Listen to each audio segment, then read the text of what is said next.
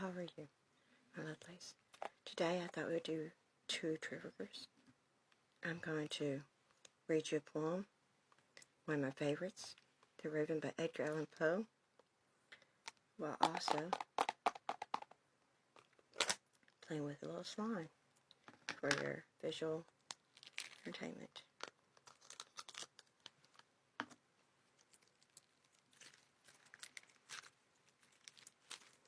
The Raven.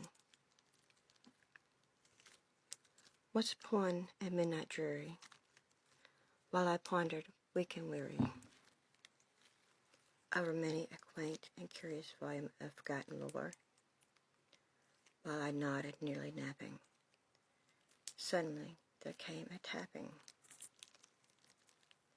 as of someone gently rapping at my chamber door.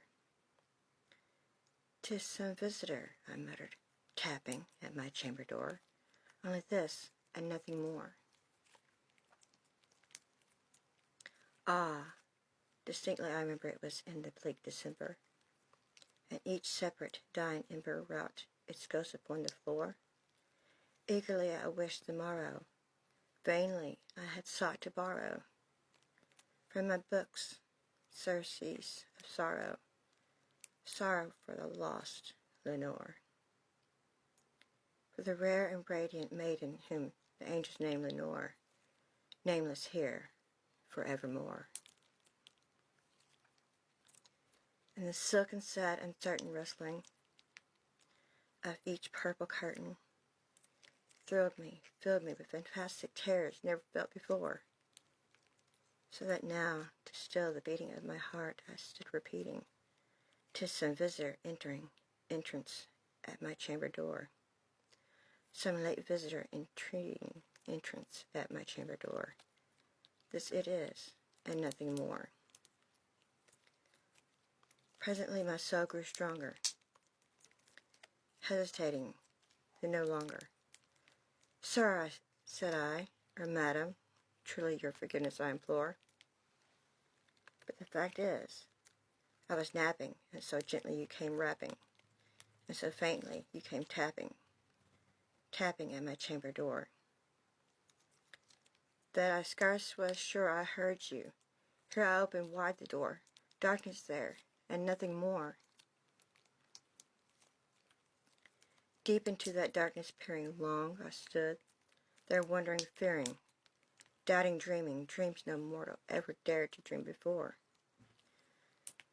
But the silence was unbroken, and the stillness gave no token, and the only word there spoken was a whispered word, "Lenore." This I whispered, and an echo murmured back the word, "Lenore." Merely this, and nothing more. Back into the chamber, turning all my soul within,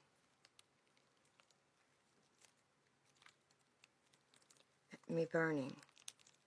Soon again I heard a tapping somewhat louder than before. "Surely," said I, "surely that is something at my window lattice. Let me see then what thereat is, and this mystery explore. Let my heart be still a moment, and this mystery explore. 'Tis the wind, and nothing more." Open here I flung the shutter, when with many a flirt and flutter, in there stepped a stately raven of the stateliest days of yore.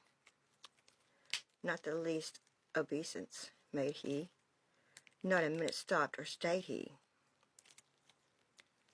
but with mien of lord or lady perched above my chamber door, perched upon a bust of Pallas just above my chamber door, perched and sat and nothing more.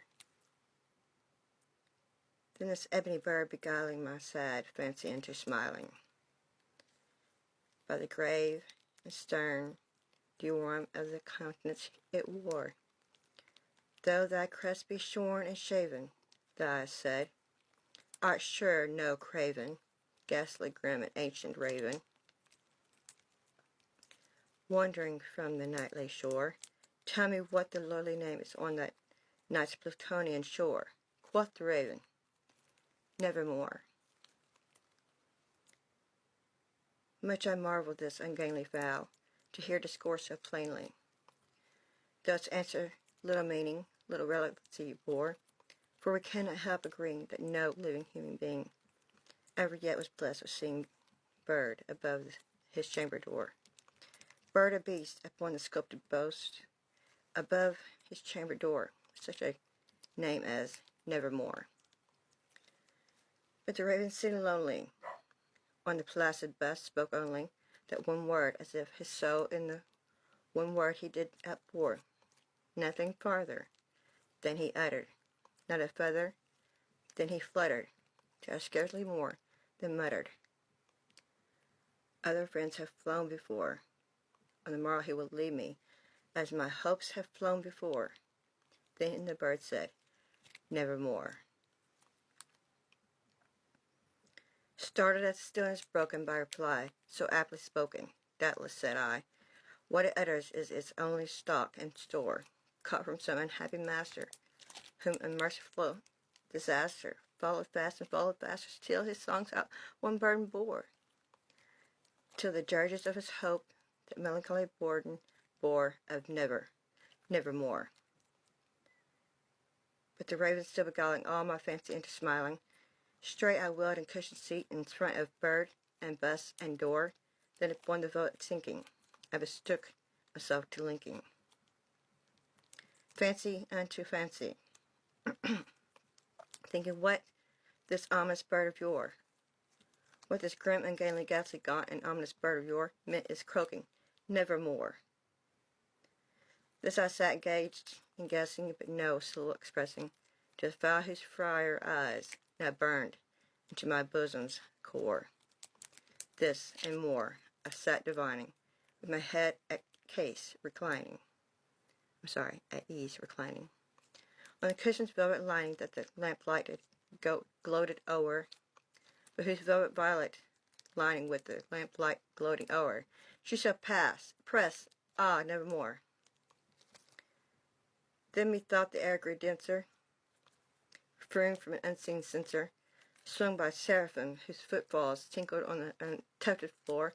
Wretch, I cried, thy God hath lent thee, by these angels he hath sent thee, respite, and ninepence from the memories of Lenore. Quaff, oh quaff, this kind nepenthe, and forget his lost Lenore. Quoth the raven, nevermore. Prophet, said I, thing of evil, prophet still, bird of devil, whether temper sent or whether tempest tossed thee here ashore, desolate yet all undaunted, on this desert land enchanted, on this home of horror haunted, tell me truly, I implore, is there balm in Gilead? Tell me, I implore, quoth the raven, nevermore. Prophet, said I, thing of evil, prophet still, if bird or devil, by the heaven that bends above us, by that God we both adore. Tell us so the sorrow laden if, within the distant Aidenn, it should clasp a sainted maiden whom the angels name Lenore. Clasp a rare and radiant maiden whom the angels name Lenore. Quoth the raven, nevermore. Be that word a sign of parting, bird or fiend, I shrieked, upstarting. Get thee back into the tempest and the night's plutonium shore. Leave no black plume as token of that lie so that hath spoken. Leave my loneliness unbroken. Quit the bust above my door. Take the beak from out my heart, and take that form from off my door. Quoth the raven, nevermore.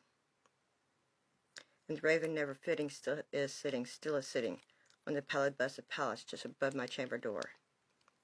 And its eyes have all seeming of a demon that is dreaming, and the lamp light o'er him streaming, those his shadows on the door, and myself into that shadow that lies floating on the floor, shall be lifted nevermore.